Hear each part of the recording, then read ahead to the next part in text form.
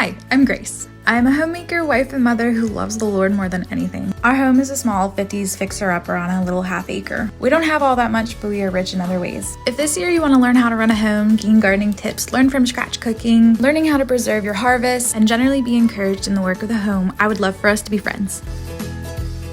Hi, and welcome back to my channel. I'm so glad you're here. Today I wanted to talk about single homemakers, which tends to be kind of not as much of a thing in the homemaking community, but it is a topic that I think we need to talk about because there's a lot of single homemakers, and there's a lot of people I would consider homemakers who might work full-time, might go to school full-time. You can be a homemaker in any stage of life, and I don't want to count them out of like the homemaking community just because you are single, unmarried, etc. It's kind of like older sister advice of what I would go back and do as a single woman. I didn't consider myself a homemaker then when I was in college, etc., and before I met my husband, but I do count you guys as homemakers. So first of all, I want to address this from a Christian point of view because I am a Christian and that is important to me. Now, if you're not a Christian, that's okay. You are welcome here. However, I am a Christian and therefore that affects a lot of my worldview and my thinking. So first off, if you are single and you're just really hoping that you can meet your Prince Charming, just know there's nothing wrong with you. It is a good and normal and godly desire to want to be married. There's no guilt or shame in that. And also, you are just as valuable to the church as a single woman compared to if you are a married woman with children. You are just as valuable and you are just as needed. There are so many ways that you can be more helpful to the body of Christ compared to what I can do as a mom of a toddler. I don't have as much free time, and so there's so much you can do. So don't discount yourself just because you're single and you think the peak of Christianity is being a wife and being a mother. With that out of the way, my first tip is to be productive in your waiting. It is totally okay, again, to look ahead and say, I would like to be married. However, we don't want to sit around and just think, oh, my Prince Charming is going to come and I'll just be a housewife and that's going to be the rest of my life. And therefore, I don't have to put any effort or work in now because a man's going to take care of me. Wrong. There was so much wasted time looking back that I didn't think I had time for when I was in college, and I absolutely did have time for if I pushed myself and was a little more disciplined. Be proactive in learning homemaking skills. Learn how to cook. Learn how to show hospitality to those around you. This can be as simple as inviting people over to your home or your parents' home or your dorm room. Learning the art of hospitality. Learning how to properly care for things in your possession. You don't need a home to do that. We live in such an age where there's really no excuse to not know basic skills, but it still amazes me sometimes how many people don't know how to cook or how to clean things properly. We live in a day and age where information is at our fingertips. Because that information is at our fingertips, lots of times I think we get complacent and lazy when it comes to like learning these things. Read books, like actual books. Read old books, very old books. Read dead people, read dead theologians.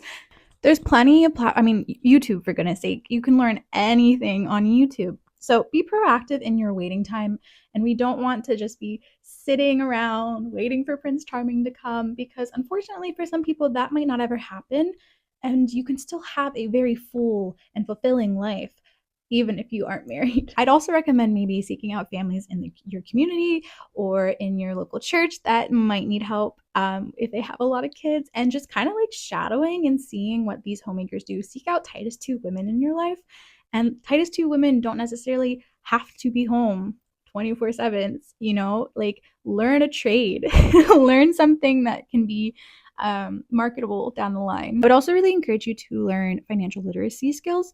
So if that is something that you want to do, you could definitely look into getting an IRA account. You could look into investing. That is like over my head. So personally, I don't do that, but it is out there. So if you want to lay financial foundations for yourself now, even before you're married. Second tip is make wise decisions. Okay. So college is not for everyone, and that is okay.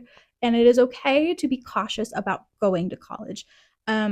I used to hold a position that I think college across the board is stupid, but I have since changed that because I have grown and matured past that line of thinking. My college experience, I did not love. And I think that's because I was pushed into it. I didn't want to do it in the first place, really. But it was like what you did kind of thing.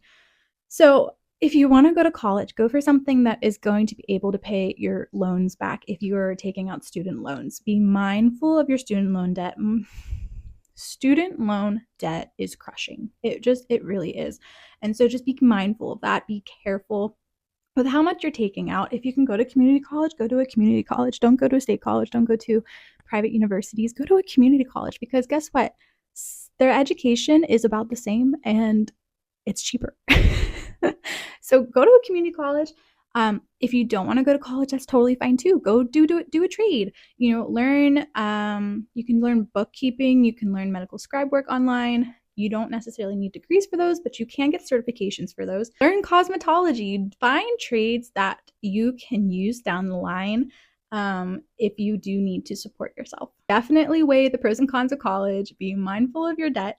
And also, it can be easy to look ahead and think, oh, I'm going to be here by this year and doing XYZ.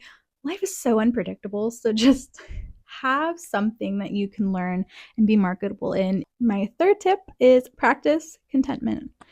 I struggle with contentment. I struggle with contentment. I don't know how else to put that. And I wish I would have learned contentment years ago versus going through it and learning it now as a mom, as a homeowner, etc. Cultivate your contentment by cultivating your gratitude for things. If you learn those things now, it won't be as much of a struggle down the line. My fourth tip is make wise dating decisions.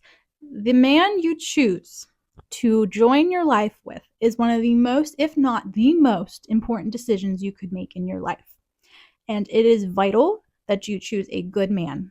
It is vital that you are wise and not wearing rose-colored glasses when it comes to your spouse and your husband. Look for red flags. If he is involved with porn, if he is not a Christian, if he has anger issues, these are like 3 major red flags to look for in men. I could probably make a whole video on that because I've unfortunately dated a lot of not great men. But the person you are hitching yourself to is very important, and in who you choose. And not saying that things can't change down the line and they become a completely different person, because that can happen. But just be wise. Don't marry a jerk. If he makes you feel bad about yourself, don't marry him. Look for red flags. If there's red flags, don't hitch yourself to him. Don't marry him. Don't get engaged to him. Just get your walking shoes and get out of there. Lastly, I would say create homemaking habits that you are going to use down the line. Wherever you are in your life, there is things you can be doing, things like getting dressed every day, making your bed every day. Get into these daily habits, these daily grooves. Maybe even just throw in like reading, for example, or a hobby. Things that are going to help you have structure, because when you're running a home down the line, structure is vital. When I don't have structure to my day, when I don't have my day planned, it's just chaos. And maybe that's just how my brain thinks and people are different. I don't know. But definitely learn to structure yourself. That is all I have for you guys today. Thank you for watching. If you have any advice for single homemakers, I would love to hear them in the comments below. And if you have any questions for me, I would also love to answer them. And with that, I hope you have a very blessed day, my friends.